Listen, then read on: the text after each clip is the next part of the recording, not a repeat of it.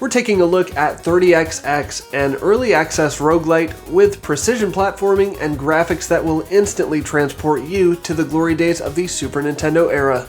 Hey guys, it's Cody with Indie Game Pulse, where we bring you the hottest indie games with the coolest memes. If you want to find out about the newest and best indie games and hear genuine reviews from an indie game fanatic like yourself, click the subscribe button and notification bell to make sure you don't miss another video.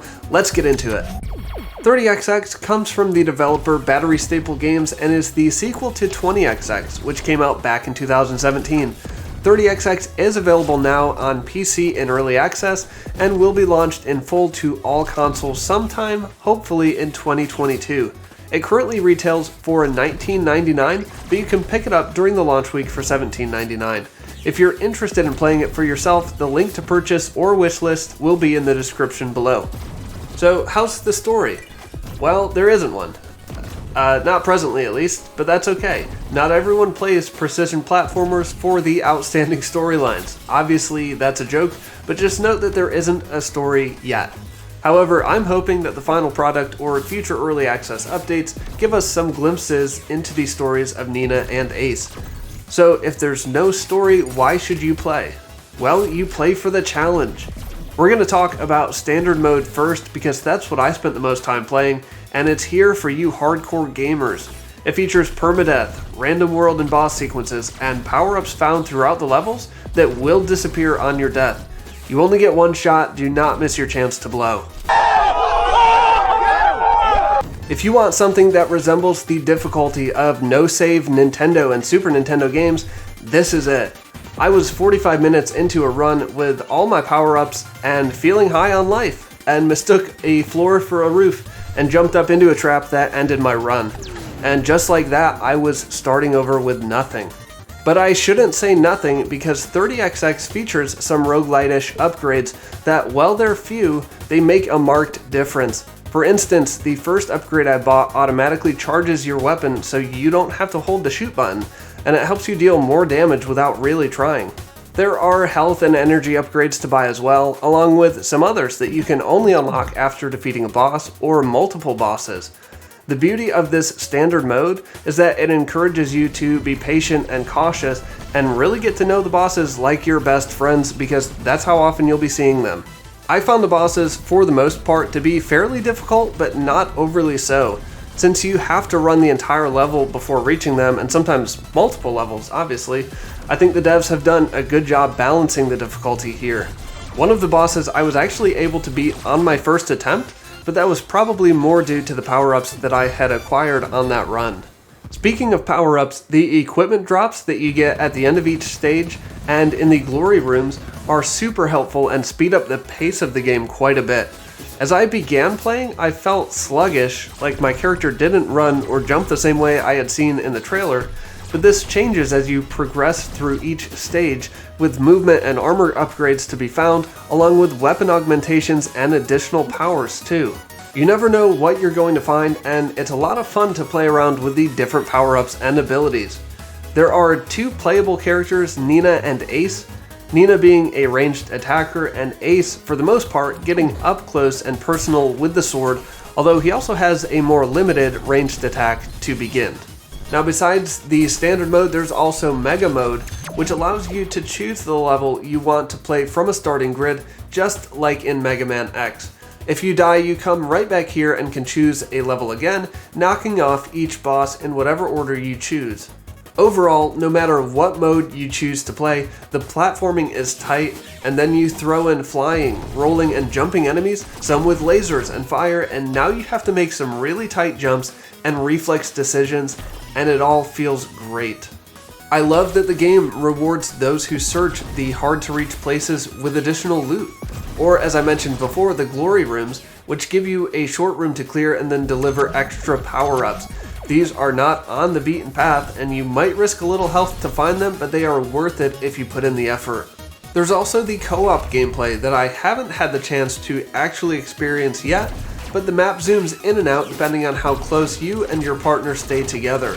This could actually play a helpful part in finding new hidden areas, as it opens up the field of view by a lot. but it also seems like it could make the precision platforming and fighting enemies a bit more difficult when things are getting much smaller on screen. It's something to keep an eye on for sure, but I am psyched to give the co-op mode some action this weekend and beyond.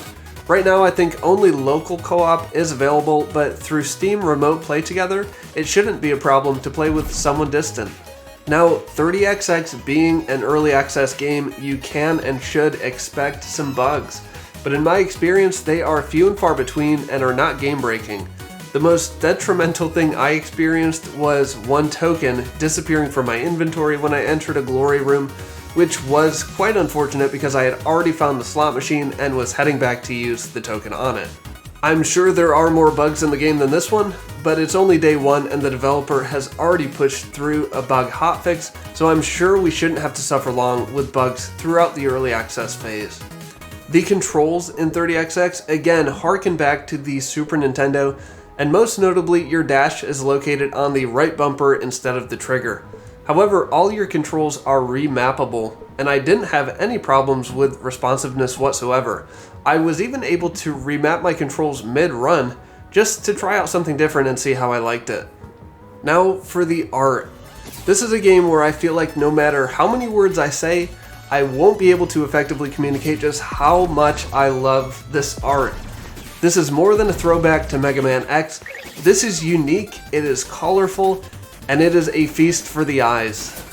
Each world is so different from the last that you cannot confuse them.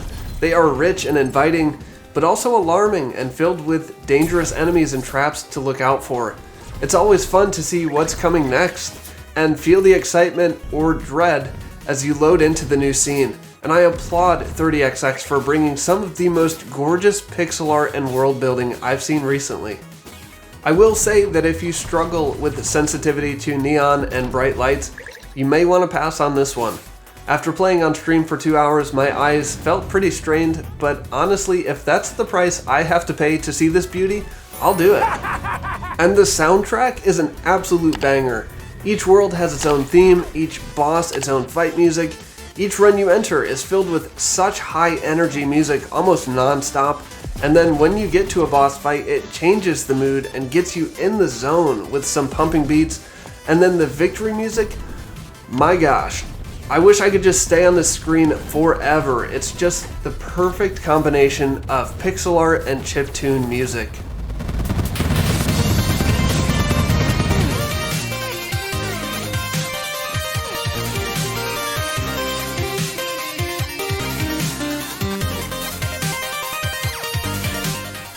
Guys, if you've enjoyed the video, subscribe and hit the notification bell so you can be sure to catch every indie game review and countdown. And make sure to comment below and let me know what you think of 30XX. So the question is, should you play 30XX? I'm gonna admit my bias here, and you probably already know the answer, but I grew up playing Mega Man X in my basement and suffering through countless reruns of each boss until I got good. 30XX brings back such familiar feelings while building upon the old systems and still creating something unique with the beautiful art and soundtrack and the roguelite elements and randomized runs. I can say that there wasn't a moment I've played this so far that I wasn't fully enjoying myself and being immersed into a vibrant and breathtaking world, and I hope you get the chance to experience it for yourself. For those of you on console, unfortunately you will have to wait probably a year for early access to wrap up, but write this game down, and I'll do my best to remind you in 2022, hopefully, when it comes out in full. Thank you so much for watching my review of 30XX. To learn more about our first community stream coming up this Saturday, don't forget to head over to my Twitter or Facebook page. I can't wait to play 30XX with some of you, maybe for the first time. Thank you as well to my 254 subscribers for your continued support, and I hope to get to know more of you soon. For more indie game reviews and countdowns, check out the videos on your screen now, and I'll see you on the other side.